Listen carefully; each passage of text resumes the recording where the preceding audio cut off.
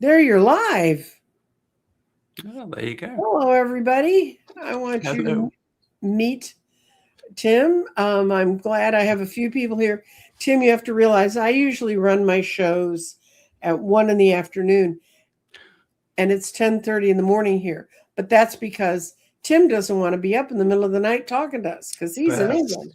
That's right. Yeah. No, thank you. Thank you for having me. And hello to Sandra Dole and Catherine. Nice to see you. And happy spring. Yes, indeed. Absolutely. We'll see how many show up, but whatever number shows up and that actually watches the show, you can quadruple it in 2 hours. I don't know where they come from, but that's where they come from. So. No, good. Yeah, lovely. Lovely. So this is my psychic professional friend, Tim Walter. Tim works with Dowsing, and he works with, and he came into the world of dealing with spiritual energy. Sort of, he has a background somewhat similar to mine. I was an editor. I was a film editor first. Worked in the world of cinematography, worked in the world of public broadcasting. So when I heard Tim start talking about when he was starting to switching from just taking pictures of things to trying to understand the energy around him, I could feel, I can really feel what he's talking about. But there's a couple words I want to define with Tim first. One is, who is Hamish Miller? Well, yes, indeed. So, and just to pick up on Catherine's comment, that's fine. I don't mind what you call me. You call me whatever you like. Yeah, Hamish Miller. Hamish Miller, fantastic old gent that I knew. Really, I met him around about. Gosh, hang on, I'm losing my reference to time at the moment. Around about 2000, so soon after we moved into a particular house, which I'll tell you about shortly. But Hamish Miller was my mentor. He was an author himself. He wrote books, but he was also, more importantly, he was a major dowser. He was a major member of the dowsing community and the subtle energy community in the 70s, 80s, and onwards until his death in 2010. And I had the absolute pleasure of meeting him and working with him for those last 7 years of his life. And I suppose if I regret anything about the relationship with Hamish is that I just didn't actually make more of it at the time. He was just such a wonderful person and so knowledgeable about earth energy. He actually traveled the world, did a lot of work in New Zealand with earth energy flows and dowsing them and working with, as he called them, the management, which is the higher energies of existence. And he really had an amazing knowledge, but he was also incredibly humble with it. So he's very humble. A lot of his work is in books. There are some videos on my YouTube channel that you can take a look at. There will be more going back up. I've had to take some of them down for boring technical reasons, but we're going to pop those back up soon. But yeah, Hamish Miller was an amazing guy, lovely man. And actually, without me realizing it at the time, he was really the embodiment of a big-hearted person as a human being. And I hadn't realized at the time just how significant that aspect of being human really was. But he summarized it. He summed it up. So yeah, Hamish Miller. And he gave us the phrase, the management. Yeah, the management. The spiritual world beyond. Yeah, he used to use the term the management to refer specifically to the highest energy beings that he could perceive and he could encounter. He had a near-death experience some years before I met him. But that was the thing that really completely and utterly changed his life. And in that near-death experience, he met what he termed as the management. So he was there having the conversation with these non-corporeal beings up in that energy that we go to when we do pass away. And so he just referred to them as the management because he felt that what he wanted to do was to use a term that was non-specific to a religion or a specific faith. And so to him, the management made sense. And he did it with a with a wry grin. It was a sense of humor. He had a fantastic sense of humor, and it was a really lovely phrase. It was drawn to my attention that perhaps the management as a phrase could kind of be a little bit sort of like, well, does that mean that they are in charge and they are always, domineering, as it were? And I didn't like that connotation. So I've started to really refer to that aspect of the energy as the higher beings. Right. So just in an acceptance of the fact that we are at a certain level of consciousness down here as human beings, but we are a part of, and an integral part, and that's really, really important, an integral part of the whole wave of consciousness in all its levels, and the highest of the high, as that expression goes, is really what Hamish used to refer to as the management. But there are all sorts of beings within that realm, within those vibrations that we can connect to. And obviously the goal is to connect to the most beneficial and the most loving aspects of that vibration, that vibrational field, in order to gain support. And that's one of the things your book is called, can you hold it up, Tim? Yeah, we have a full copy. What now? Yeah. And I've read this entire book, and as many of you know, I don't read entire books, but I read the whole book. Tim sent me a copy of it, and it is well worth getting. You can get it through Amazon. I was teaching a tarot class last night, and it was the first class of really dealing with the symbols and the numbers, starting to put the pieces together. And I explained to them what I thought was magic about your book is one is you have a compelling personal story involved in it. And a lot of times you read these books and it's like, I could never do that. I couldn't go live in a yurt in Nevada. And, Tim doesn't live in a yurt in Nevada. He moves into a very interesting house in England, and he talks about how spirit can introduce itself to you. And you don't do it in scary ways that a lot of people, they kind of get it scared out of them. And then they're like, well, I've got to learn to live with this, or however it happens. His story's really good. He talks about, to me, it's kind of like how you get in a tub of hot water. Put your toes in, and then you say, well, that's not so bad. Then you get more, and then you finally learn how to relax in that tub of water. But the other thing Tim teaches you how to do is he has wonderful exercises, and I did every exercise in your book in the last week or so. And they are wonderful grounding exercises you can do on your own, because people are always saying to me, well, what should I do? Well, you tell people to go meditate. What's that mean? Tim gives you a lot of guides and ways to deal with it. He also talks you how to walk into spirit and communing with spirit, and how to walk out of spirit. So there's another book called Being Your Own Genie by Radley Valentine, which was written 10, 12 years ago. And it was his own personal journey into becoming he designs tarot cards and oracle cards and stuff. And I met him personally, and it was and he is what's in that book. And I feel if I ever do get the chance to meet Tim is what's in this book. And he is talking about what we do, not just as a way to manipulate the world around you, but to understand how to become part of the world around you and improve it. So just now you can tell us your whole story, Tim. Well, that was lovely. It's very interesting to hear somebody else talk about the book and what they've got from it. It was good to hear. So yeah, I think it's an interesting point that you brought up there about manifesting. It's not just about manifesting. I mean, the subtitle is exploring a simple spiritual path through dowsing and self-discovery, and it really is.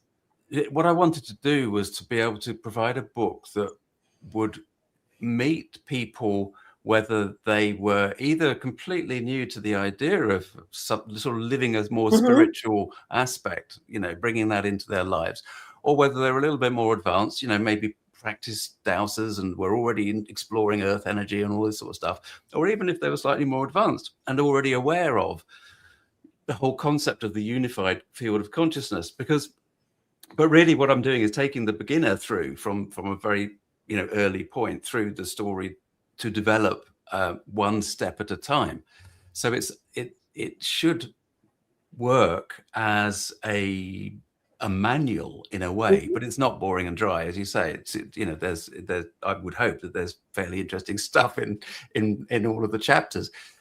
But what we do is we touch on some of the science, because to me, we can't start to talk about this reality without touching on science. Science is some of the stuff that we do refer to, but equally, I'm very clear that that's not all the answer that there is, because we can't be talking about spirituality, about mysticism and the metaphysical by referring to science, because it just doesn't accommodate that. So no, it's not meant to do that. It's not meant to do that. No, exactly. It's for logical thinking. But what it does do is actually consider consciousness, or tries to consider consciousness.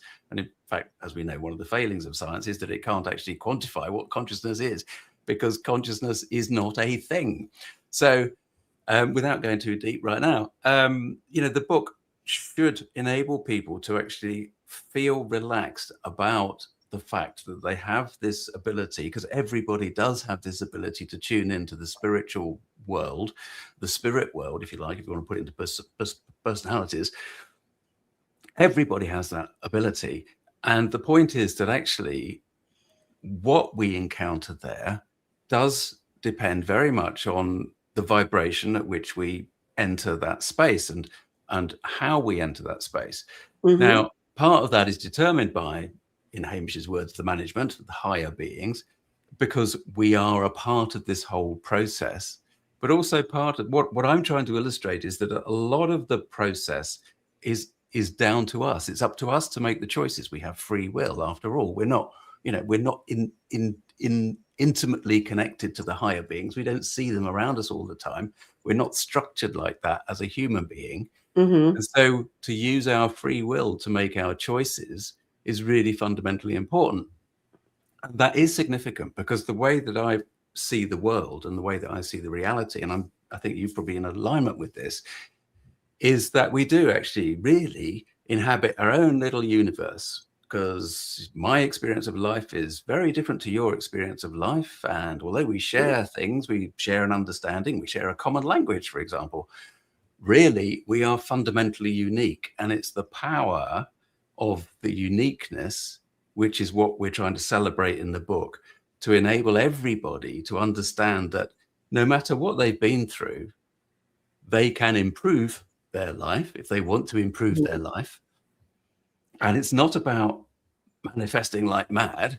It's actually the opposite. It's about letting go a little bit, about, as you said, relaxing into and recognizing that support is there if we allow it to be with us.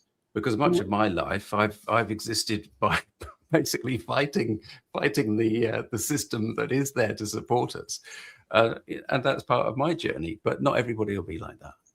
But the idea is, more people are fighting than relaxing. Yeah, we really do fundamentally get in the way.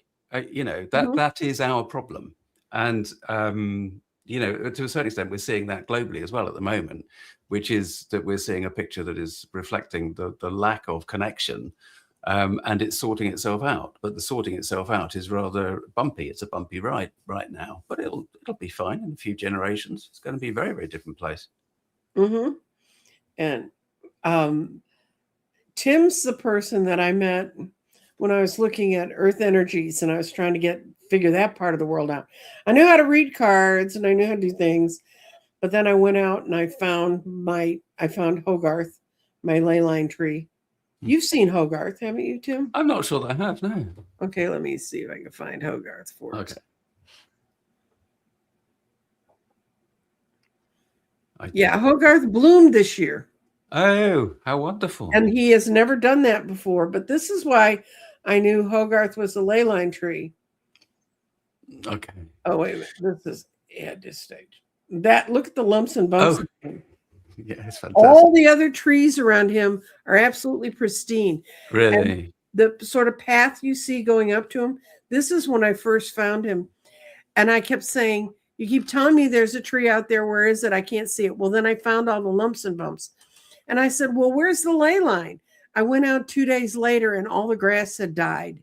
Oh, and it's almost perfectly straight line. right.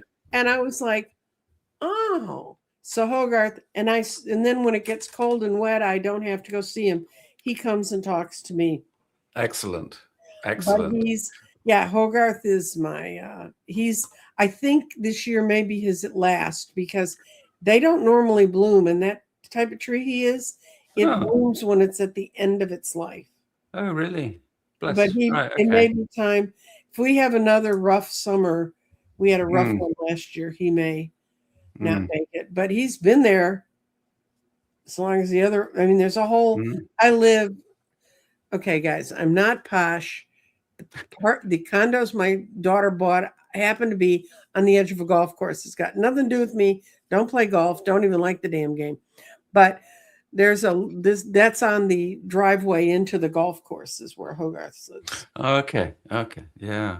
So it's interesting because you use the word ley line, whereas a lot of the dowsing community try to help. Do earth lines. Yeah, earth energy lines. So because ley lines are when you get into house healing and all that, which you know, I know you know, and part of this is about Ley lines are really powerful straight lines, and we're going to Hogarth isn't exactly straight, but that's what I was looking for at the time. But yeah, earth energy is what makes the tree, when I said the tree gets all lumpy and bumpy, when a ley line goes right under a tree, so much energy is coming out of that ground that it actually makes the tree grow weird. yeah. And a friend of mine who's an architect who's into all this stuff, he said, oh, that's how you find a ley line. And he lives in Minnesota, where there's a gazillion trees. Yeah. And he said, just go out in the forest and find a tree with a lot of bumps, and then look all around it, and you'll see one in a straight line that's got bumps too. And they're all on the same energy line. Yeah. And I was like, have you ever been to Texas? Oh, well, okay. Go find a forest. But I found it, and he was there. Yeah, because the other feature of trees, because they are lovely beings, the other feature of trees that are on these energy lines, whether it's earth energy line or a ley line, is that, especially with the earth energy lines, what you'll find is that their trunk has grown, and it does reflect a spiral as it twists very often. Yeah. If you walk around Hogarth, the bumps twist up him. Yes. Oh, okay. There you go. Yeah. Great. Yeah. But trees are fantastic. I mean, there's a story in the book about an encounter that I had with an oak oak tree as we developed as I was developing, and that was my first big impression of how trees as beings will directly speak to you if you're open and I wasn't even expecting it at the time. It was just an accident that I actually tuned into it. But I was sharing that compassion because it was an amazing tree, but it was suffering. It looked as though it was suffering because it was wrapped in massive great iron chains. So, and the words it said to me was, spare your compassion. So that was like, what? What do you mean? So, yeah, that was one of the little stories that's in the book along the journey. And you do house healing. You started, you were with Hamish, and Hamish did a lot of work in the big, and everybody always goes, oh, you mean he went to Stonehenge? Trust me, guys, there are rock formations created by man in response to the earth that it's on all over England. My second husband was British. I've been all over England. We used to stop at the crop circles and got out and went around in them. And he said, I'm glad you feel something, because Bill was my proof that scientists they won't ever be able to define us. He really wanted to, but he told me at the very end of his life, he said, he was a physicist. He said, what you do is in quantum physics. Yeah. And he said, and he kept giving me books to read. And of course, I'd flunked physics because I was not the physicist in the family. And I sort of ignored him. And I wish I'd have paid more attention. But he said, I know how it works. And he said, that's what proved to him quantum physics was true. Because he would watch me when I was reading. And he said, you change. The energy around you changes. There's a change. And he said, we don't have the instruments to measure it yet. Of course, he Exactly. was always going to go out and find an instrument to measure it. And I was like, fine. You are the instrument. Yeah, exactly. Yeah. Mhm. Yeah. It's the quantum physics side of it is fascinating, but even then, I mean, actually, in writing the book, I know I keep referencing it, but in writing the book, it what I hadn't realized before with such clarity was how, even with science, that you think, well, scientists are agreeing on everything and they're all in that, but they don't at all. I mean, we accept that quantum physics as a principle is solid, but there are so many different schools of quantum physics that disagree with each other about how things work or why things work or what does what and do that. And I hadn't realized that with such clarity, which is partly why it's in the book that, okay, so the science is this is what we think, but let's move on from the science, because that does that, but it doesn't do it as well as we're answering their questions. Yeah, we are all the time. Yeah. But it is lovely the way that science and spirituality are coming together, because science can't advance any further. It can't break new boundaries now without going into the spiritual way of seeing the world, of recognizing what some of the aspects of quantum physics actually are telling them, which they don't want to do at the moment, because it's all about what I talk about. It's about the subjective reality. Science is a hard nut to crack, because they have science departments and they have their books and they have how they're going to teach things. And even though quietly I've had people tell me that we're in professions, I had a doctor one time that was trying to talk us into, he had created a way to treat a cancer. That's what Bill died of. And we knew there was no hope at that point. Both Bill and I knew. And he came in and explained what they could do and wow, that, what was going to do. And Bill had already had a stroke, and it would have meant he would have been half paralyzed for whatever time we did buy him by doing this. And Bill said to the guy, she speaks for me. And I looked at him, and I looked the doctor straight in the eyes, and I said, there are things that are worse than death. And what you're saying he should physically expose himself to me, is worse than death. I wouldn't do it. And so the doctor, when he got ready to leave the room, and they always have a nurse with them. They always have some, make sure that they told you the whole thing. And that's just the hospitals covering their butts, because everybody sues each other here. Anyway, when the doctor got up and he got ready to leave, he said, do you mind if I give you a hug? And I said, no. He reached over, he hugged me, and he whispered in my ear, you're right. He knows, exactly. They got to do what they got to do. Yeah.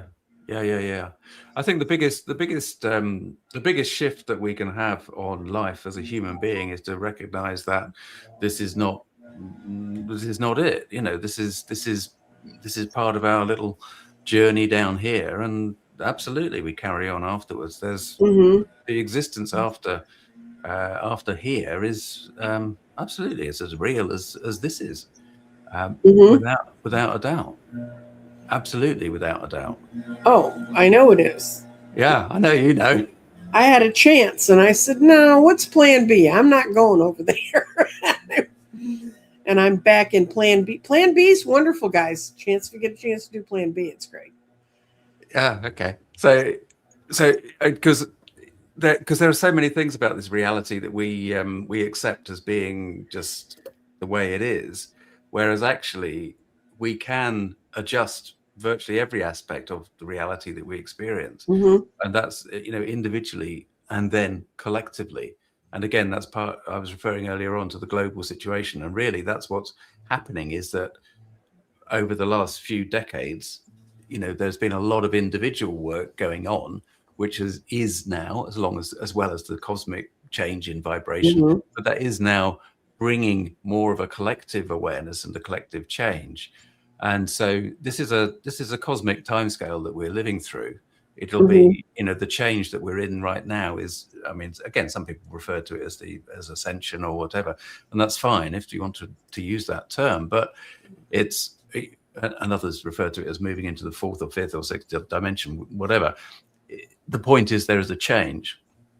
And the fact is that that change, that development, that growth of us away from the physical bearing of the human species, moving more into the united field, more into the non-physical, which is what we're doing, is a cosmic timescale. It's not something that's going to happen in one generation. But No. it's great to be here and be part of this early stage. Well, look, if you look back at who the shoulders on which we stand, you look back to the people that in the late, after the Civil War, when there was so much concentration on people, didn't want people to be dead. And so that created so much of a sense of spiritualism. There's a huge burst of spiritualism because there were a lot of spirits that wanted to talk. Yeah. Yeah. And then you get into the early 1900s, and in the English-speaking world, we got the tarot cards, and the became popular, and all that other stuff. There's such a continuity to it when you view it in the long term. And I don't know if you get this, Tim, but I know you teach classes in how to do house clearing and stuff. Like, I teach people how to read cards, and I read cards for people, but I try to open people up to the fact we all can do this. Yeah. And some of the quantum physics we were talking about, I remember sitting at a table one time, and I had just read back in someone's life, and I was forward, and I felt like I was a little being in a bubble, and I had all this temporal information flowing around me that I could go out and greet. Well, where is it? I mean, and I just came to the conclusion that that's how we work. Yeah. It's part of us. And we have been so deeply in the physical part of us for so long, as you were saying there, that we have completely forgotten about that aspect of us, that quantum aspect, that spiritual aspect. And the house healing, you see, a lot on my YouTube channel, I introduce myself a lot as, I'm Tim Walter, I'm a house healer and alternative life coach, which is exactly that. But the house healing is almost like proof of concept to what we're talking about, right? Because it's like, everybody can do this. Everybody, through their focused intention and connection to love, both in here as the human organ and to the higher energies, can change the reality of a place, and therefore the people that are living in that place. It's actually the other way around. It's the people's reality that changes, and then the place changes in that respect, because we are constantly creating the environment wherever we are. So the essence of the human being is so far from just being physical. It's extraordinary. But everybody, as you say, has the capacity, because it is an integral part of what being human is. And we can say, well, okay, well, maybe we as a species were adapted by aliens, by ET, some hundreds of thousands of years ago, which I know Greg Braden, if you know his work, lovely. I really like what he does. And it's possible that, that might be true. And if that's true, that's fine. That's okay, because that kind of gives us a backstory as to how we've developed.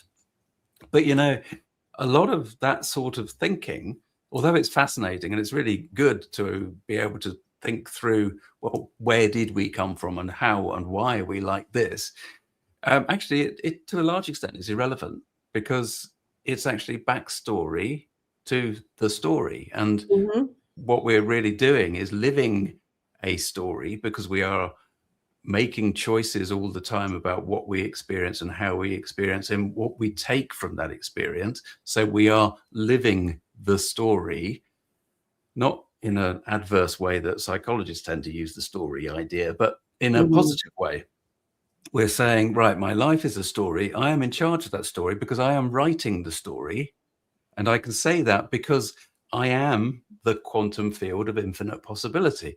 Right. And that's the whole point. But again, it doesn't have to be complicated to refer to the quantum field of infinite possibility. But that is what we have discovered as a species, is that there is a field of energy that is constantly forming. And any branch of quantum physics accepts that this is the case.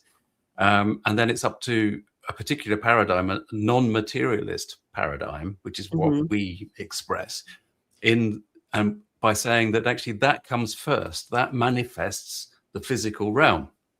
And we know, you and I know, and lots of your members here will know that that is the case, because that is what we're working with when we adjust and when we do healing and when we do, manifesting that actually cracks the nut that we're trying to solve. You know what I mean? Yeah. So, so we live our story, and we are the material that actually creates the story as well, which is a really interesting point of view. So we are the story and the storyteller of our own experience, right? Because we are that quantum field. Right. Who's Jane? Jane is part of my story, Mhm. because Jane was a spiritual being that I encountered, or that my wife and I encountered. In fact, my whole family encountered when we moved into a house in 1998. So we used to live in the southeast of England, southeast. So you've got London, Mhm. really positioned major urban centre in a small island. You know, England is a Mhm. small island, and there's this blooming great mass of London. And you've got suburbs, as you would do with all of these major cities, spreading out for miles and miles and miles. And I was brought up in the edge of those suburbs. I could literally go down the end of my road that I lived on. I could turn left and be out into fields in half a mile, or I could turn right and it would be about 10 miles to the centre of London. And it was Mhm. just, that was the way it was. So we were right on the edge there, which is always, I've always found that quite interesting. I much preferred turning left than going out into the fields and the countryside. Mhm. So anyway, so that area of England has always been very crowded, and over the decades it's got crowded and more crowded and more crowded and more crowded. When I met my wife in the 80s, my wife to be in the 80s, we moved down to a place called Tunbridge Wells, which is further out from London, but it's still in the southeast. And being so crowded, we bought a little 2 up, 2 down, and we had a couple of little boys, and so we had a very happy little family life there. Fairly stressful. I was running the whole video production company and all that sort of stuff. And there was a day where it took me 45 minutes to travel about a mile or half a mile or something like that across town. And Nikki, my wife, and I had been talking about, well, maybe we should move. And I remember I got home that night, because before the days of mobile phones, and said, I would really like to move, because I do not want to spend my life sitting in a car going at 0.5 miles an hour. So Mhm. we moved house. Bought a house on the other side of the country in the Forest of Dean, which is on the Welsh borders. So then this was in 1998. Mhm. And even in 1998, although it's comparatively recently, the difference between the Welsh border country and the southeast of England was huge. So it was like going back in time. We bought this house, we moved into it, and it was a doer-upper, shall we say. It was a bit of a project. And there was a space at the back of the house that was all a little bit uncared for. And How old was the house? How the was house, it? that was a Georgian house, so it was just Mhm. before Victorian era, so it wasn't massively old. I mean, this one, Georgian houses, for those of you who are in America, Georgian houses could have been built during our Revolutionary War. That's why I'm asking about house age, because in good point. America, we have no concept. I mean, unless you're in the East and you're near that, if you're in Texas, an old house is 1930. Right, yes, that's interesting, isn't it? Because this part of this house that we're in now, because we now live in a completely different part of England, this part is 500 years old. So this house was built at the time of Queen Elizabeth I, right? Mm-hmm. Which is like, that's mind-blowing. So yeah, so anyway, we moved into that other house in 1998, and like I say, it was doer-upper, and this sort of storeroom at the back of the house was very dark. It had no natural light in it, because somebody had built an extension from next door, sealed up the window. Obviously, it had been agreed at some point, but there Mm-hmm. was no natural light. And it was a space that was just really, I mean, even I at that time, who had no understanding of spirituality or anything like that, even I felt, I don't really like this. This is not nice. The word But we use over here is oppressive. oppressive. Yes, it was oppressive. It was so oppressive that some people, like my wife's mother, refused to go in it.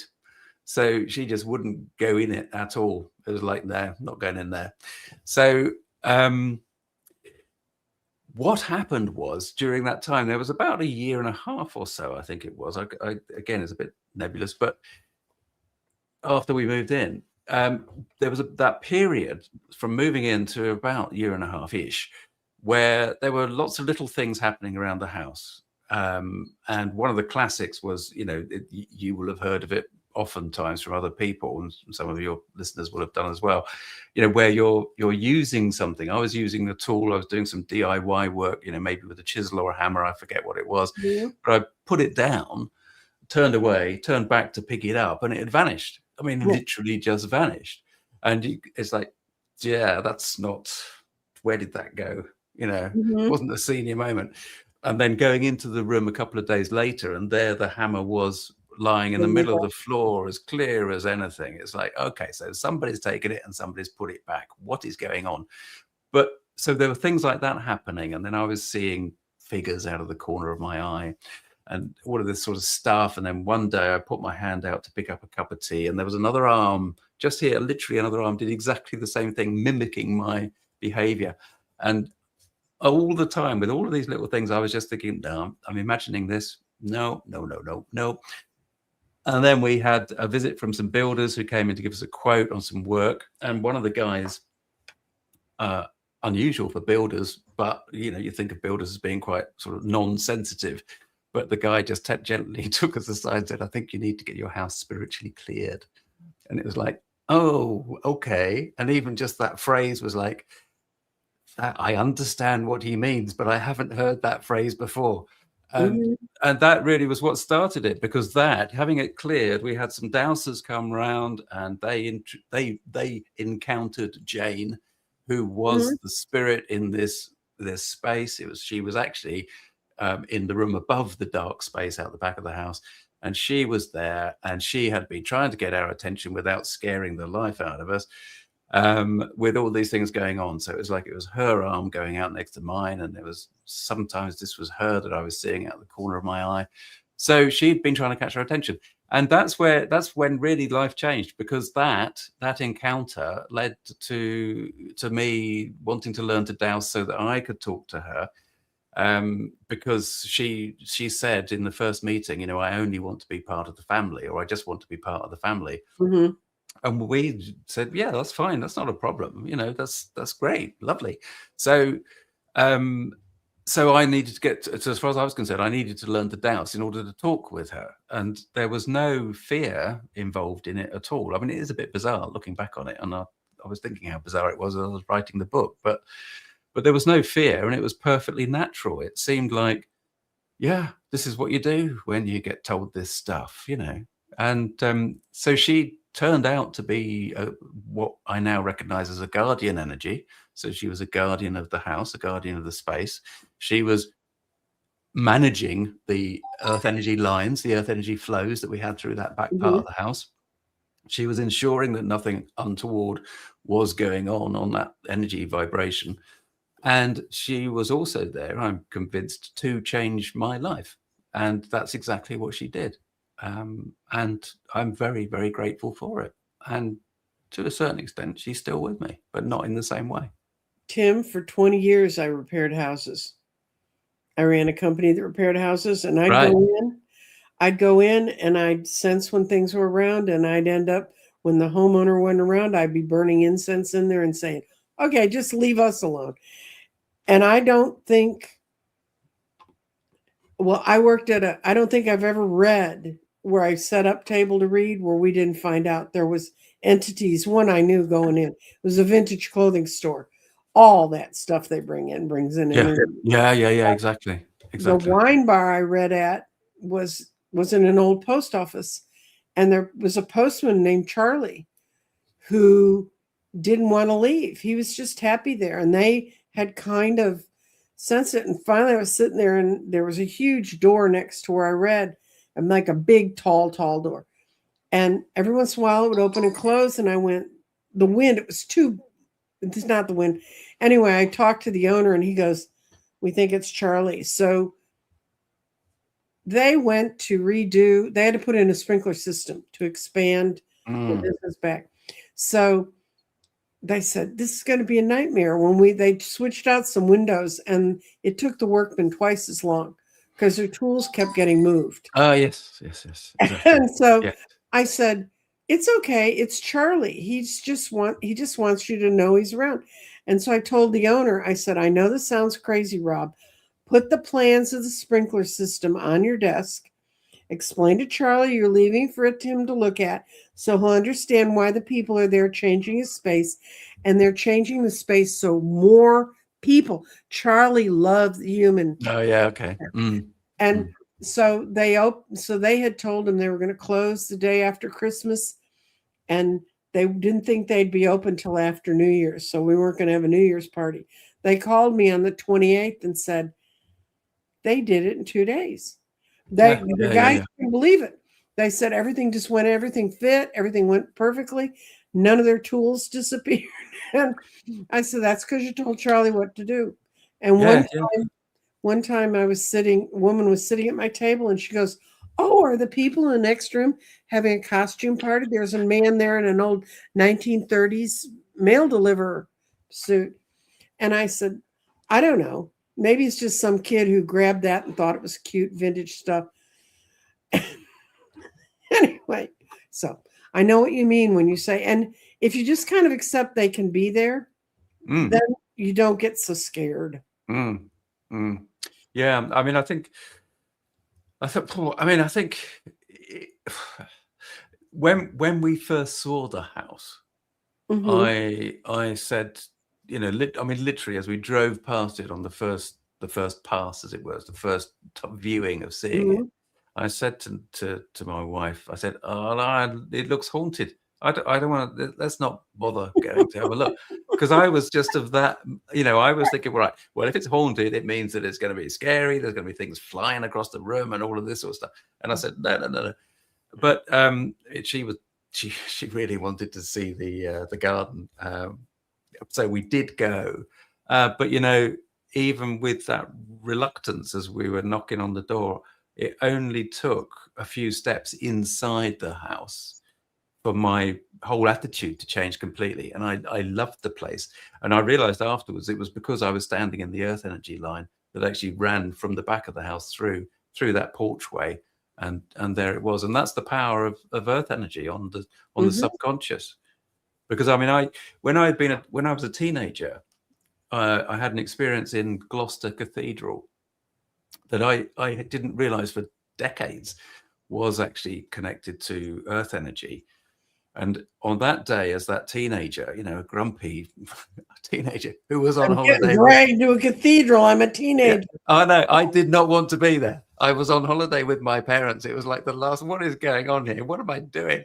So anyway, I was grumpily looking at these books on this book display. It wasn't even like in the center of the aisle or anything, but I was just standing there looking at these books and thinking, well, when are we going to go somewhere decent?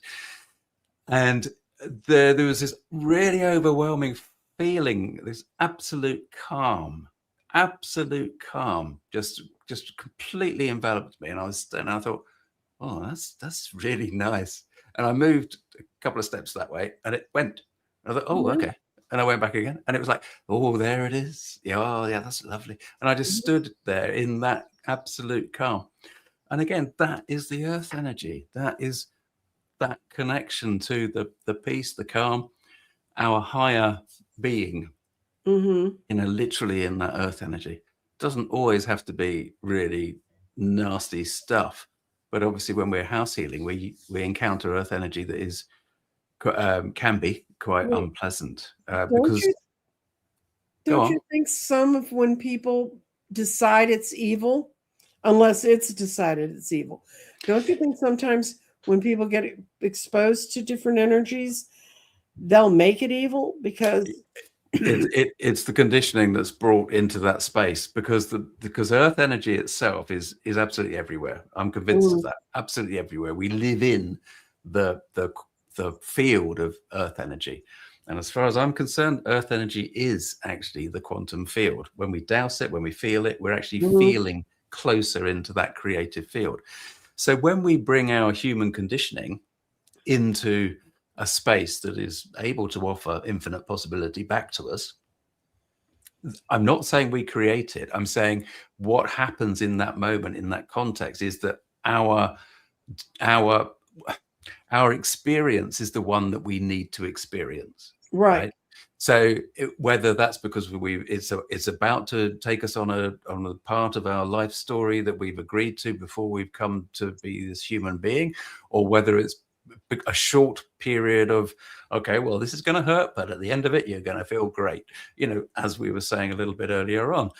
So there's always, as far as I'm concerned, these experiences, when we're interacting with the spiritual energy, with subtle energy, they have a purpose and a meaning. And if what we find when we link into it is pretty unpleasant, there is a reason why it's pretty unpleasant. And it doesn't mean to say that we have created it, No. but we are experiencing it in that way for a reason. Yeah, And that's, and, I did a show with a woman who you talk about, it was like every show you've ever seen. Native Americans had fought a war on the land and both tribes cursed it. The elementals were not happy with the Native Americans cursing their land. They had a pioneer family move on there, and it ended up the mother was mean as a snake, and she and her son had ripped off all of the settlers around them. And then the mother had such a strong soul spirit, she trapped her husband, her three daughters, and her son's soul to that house. And then in the 1950s, they put a lovely housing development on it, and that's where this house sat. And when I started reading her house, I was going, this house had a portal. mm, It took her, it took her, she had to get 4 shamans to come in to move the portal. And the portal was so attached to the earth, they had to move it into the forest into the woods in Western Washington. okay. And that's where they left it. And as soon as they got mediums in that could help the other spirits see the light, Mm, the husband, the son, and the daughters just took off and said, "That's the mm. light. Fine, we're out of here." Yeah, yeah, And yeah. the husband didn't want to leave his wife, and she said, "I don't want to leave this land. This is where I feel tied to." So finally, the elementals agreed to take her under the ground Oh, okay. into that level of Yeah, yeah, and he went off to, and that settled the house down considerably. It's still, they yeah, still have their things going on there, but yeah. and I keep saying to her, why do you stay? I mean, any three of the things that they'd seen, I'd have been out the door. It is interesting when you've had a property that has had intense activity, that that the remnants of that do seem to hang around, and that is something to do with the nature of the reality that we live in. That it has that memory, and it's rather like trying to scrub a stain out of the floor. Mhm, If it's a really ingrained stain, it isn't going to go, but you can get it lighter, it's less offensive or whatever it is, mhm. but still there. I mean, I was just thinking as I was saying that, I can't think of any examples that I've come across where that's necessarily happened, but certainly that whole process that you describe of when you're communicating with spirits, especially ones that have been trapped by another spirit, then the trapeze are very happy to go Oh, very there. quickly, yeah, and they're out of there. And but the person that's trapped them, the spirit that's trapped them, is usually far more reluctant for obvious reasons. Mhm. But they usually do go, even if it takes a bit of effort. Yeah, yeah. I mean, I don't think I've encountered one as stubborn as your No, encounter. no, this woman was the worst I'd ever heard of. And I have a Yeah. friend who owned a rental house, and she knew that the woman who'd lived there before, who died in the house, smoked cigarettes. So she could smell the cigarette smoke every once in a while. So finally, things would just happen and nobody would stay in the house very long. So finally, she went up in the attic, found the spirit, talked to her, and the woman said, I don't want to go to heaven. They don't let you smoke there. And my friend said, who told you that? Who told you that? And so the woman said, well, I'm not sure. And she said, and I sure would like, there's a special kind of bakery with a cookie in that town. So the woman went and got a small plate of those cookies, put them in the attic, came back up. The cookies were gone and the woman was gone. Yeah, great. Yeah. Yeah, Fabulous, isn't it? Yeah. Yeah, it's fabulous. That's why I loved your stories about Jane, because I lived in the last house I owned was haunted, and it was haunted by the two guys who put it together, and they never heard anything. They did the trick you did about you'd put a tool down and you wouldn't find it. So when I moved out and they were going to completely redo, it was an old mid-century modern they were going to fix up. I left the guy a couple things of sage, and I told the realtor who was working with him, I said, when he wants to know what to do. And he kind of laughed and scoffed. Anyway, after 3 days of working in the house, he called me up. He said, now what do I do with this stuff? Right, exactly. Yeah. Bless. Yeah. I think this is, it is part of the amazing creative process that we are integral to as human beings. The fact that we can experience these different levels of energies is part of the natural process of what we've been talking about today. And I think the worst thing that anybody can do as a human being is to react with fear, because that is amplifying the reflection of fear back to us. So this whole reality that we experience is built on the principle of reflection. So it's like even here where you and I are talking primarily, and obviously we have these lovely people who I can't do two things, so I can't read their comments. No, and we've got someone whose grandfather was a dowser. Excellent. And we've got a woman who was at 2 a.m. this morning, just ended up watching something about early Anglo-Saxons. So excellent. Yeah, good. Well done. Yeah. So what I was saying was, just to interrupt your flow there just for a moment. So this nature of reflection, the fact that you and I are having this conversation is because effectively we're two waves that have commonality and are interacting in that sense, so in that energy sense. And in the same way as all of these lovely people are also on that wavelength. So they are part of this experience of reality. So when we I was so excited to have you on. Yeah. And you have the old world grid. You have the world grid I did 3 years ago. Yes, thank you.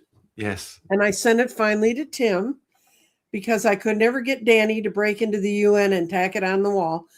But it's and the new world grid is the orange one behind me. Lovely. And yeah, it really reflects what my energy wants to send out into the world. And that's what's so important with people right now, not getting tied up. And Tim knows about this because he worked in messaging and creating images. You are being fed a world full of images to make you afraid right now, because the opposite of fear is to have confidence in spirit. And the more confidence we have in our spirit, the better off we're going to be. And it makes me crazy when I hear people using spiritual channels to feed fear. You shouldn't be afraid. You should, I'm not saying go forth. I mean, do it with consideration. But yeah, Magical Mermaid says it lowers your vibrations. It does. Yeah. When you get afraid. Yeah, exactly. And there is no doubt at all that the system that we live in is aware of that very fact. So it does its best to keep us as the masses in a subservient position. And the best way that can happen is by feeding us fear, so that we consume that fear, which of course is the truth that the younger generations are now born with. Are born with an intuitive understanding that it doesn't have to be like that. No, just they have it. Those that are open to it, those that are basically present. That's not everybody, and that's not to say that everybody should be. This is not an elitist statement. It's just that not everybody that comes to Earth is going to be of the vibration that they can recognize and take action. Some will. It's not my job to tell you how to feel, That's but it's right. not your job to tell me how to feel either. One question someone wants to know: is the stone in the center of Tim's grid still cracking? I haven't looked at it again. It certainly is all in one piece. It arrived in one piece. I mean, sorry. What I mean is the whole grid is in one piece. There was one tiny stone that I've got to just glue back into place. But having survived the journey from States to here, it's done really well. The stone itself in the middle is certainly all together. It's and fluorite. I haven't examined any crack in it. Well, but I will. think the crack got better because it got out of this country, although I understand Britain has its own problems. But yeah, you go look at the stone. It's right along, because when I put it in there, it looked like a clear glob of jelly. And you can clearly see a break in it. And fluorites don't do that. It's downstairs in the healing space that I use. So that's where it is. It's gone. It's very nicely at home down there. Yeah, it's lovely to have it. Actually, it is very nice. It's actually sitting just grids are kind of like I tell people, when we design a grid, they work with me. I find the stones, we get it all together. I build it for them, goes to their house. Grids are there as an energy center for them to focus positive things on. And the more things you can have around you like that, not to pump my grids, but the more things you can have around you that are like that, the better off. Yeah, exactly. Yeah. It's exactly why I got that picture there. That's exactly beautiful. the reason why. Yeah, that's all intuited. It's a bit like there was an artist, one of the very early abstract artists. It was a lady called, what was her name? It's A.F. Clint. So it's K-L-I-N-T, not like the male Clint, but Clint. And she was a spiritualist. And her work is now being finally recognized as being one of the leading exponents of the whole abstract school of art, which is fantastic because it's a female that wasn't recognized previously. But anyway, this was done in her style, in as much as the lady that doused this, because it was doused, every mark on that piece of paper actually was a question of, okay, where does it go there? Yeah, how's that? What color is this? And what grade is that? And blah, blah, blah. So the lady was dowsing because she didn't have faith and confidence in her intuitive ability. And she's not as open and sensitive as you are, for example. But that's what that is. That is an earth energy pattern. That's beautiful. Well, we are at, I told Tim I needed an hour of his time, and it's the middle of the afternoon there. So go out and enjoy. Is it sunny today, or are you still in the rain? It is. It's actually just now clouded over, but it has been sunny all day, but it's still a little bit cold. It's 5 degrees here. Okay, that's 5 degrees Celsius. Celsius, yes. Folks, don't freeze. I mean, he's not. Yeah, that's fine. It's we've had. It was 32 one day, and the next day it was 98. Wow. Okay. I mean, we have no. Wow. So everybody, thank you for coming. Thank you, Tim. Your book, hold it up one more time. Get that last. It is. What Now by Tim Walter. Find it on Amazon, or there is an ISBN number that you can order it through your local bookstore, which is always nice. Yes, always support the brick and mortar. The more we support the small guys, the more of us there are. And the last pitch I'm going to make Saturday is No King's Day. I know you can't have No King's Day because you got a king. Yeah. But we have a guy who thinks he's king. That's a good day to go out and express your vibrations in a positive way. If you can get out to one of those, or if you can help someone get out to one of those, do that. I give people gas money to get to it, which is an important thing right now here. So thank you, And thank you all for coming for the spiritual journey.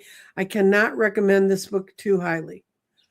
Please go support Tim. And it's Walter, not Walters. There's a ton of Tim Walters on the YouTubes, but he's the Walter. Bye. Bye, Tim.